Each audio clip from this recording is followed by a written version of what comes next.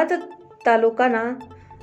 તાલુકાના ત્રંબાવટી નગરી તરીકે જાણીતી નગરા મુકામે વિજીભા જનહિત સ્પેશિયલ ચાઇલ્ડ સ્કૂલ અને હોસ્ટેલ ઉદ્ઘાટન અને સમારોહ ભૂમિદાન તથા સ્કૂલ હોસ્ટેલના દાતા શ્રી વિજીબેન ગુલાકીદાસ પટેલ અને પરિવાર શ્રી રીટાબેન પ્રવીણભાઈ પટેલ, પન્નાબેન મહેન્દ્રભાઈ પટેલ, નીલમબેન પ્રવીણભાઈ પટેલ, દીપાલીબેન સંકેતભાઈ પટેલ યુએસએ પરિવારના સહયોગથી તથા જનહિત ચેરિટેબલ ટ્રસ્ટ ખંભાતના સહયોગથી પ્રમુખ શ્રી મુકેશભાઈ રાઠોડ અને જનહિત ચેરિટેબલ ટ્રસ્ટી મંડળ અને આ પ્રકલ્પની સફળ બનાવવા ગોકુલધામના સંત સ્વામી સુખદેવ પ્રસાદ સ્વામીજીએ આગવી સૂઝ અને સંયમ અને લોકસંપર્કનો ઉપયોગ કરીને દિવ્યાંગ સ્કૂલ તથા હોસ્ટેલ બાંધવાના શ્રી ગણેશ કર્યા હતા. તારીખ 18મી જાન્યુઆરી 2024ના રોજ શુભ મુહૂર્તમાં વડતાલ ધામના પરમ પૂજ્ય તુરંદર 1008 આચાર્ય શ્રી રાકેશ પ્રસાદજી મહારાજના આચાર્ય શ્રી સંતગણના સાનિધ્યમાં પૂર્ણ થયો.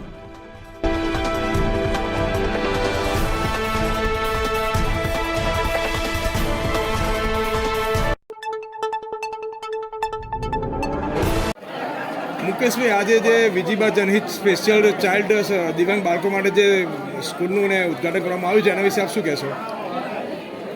જનહિત ચેરિટેબલ ટ્રસ્ટની સ્થાપના 21 ફેબ્રુઆરી 2006ના મારા જન્મદિવસે થઈ હતી અને 10/4/2010ના રોજ અમારા મિત્ર અને ટ્રસ્ટી શ્રી નિલેશભાઈના જન્મદિવસે દિવ્યાંગ શાળાની સ્થાપના થઈ હતી.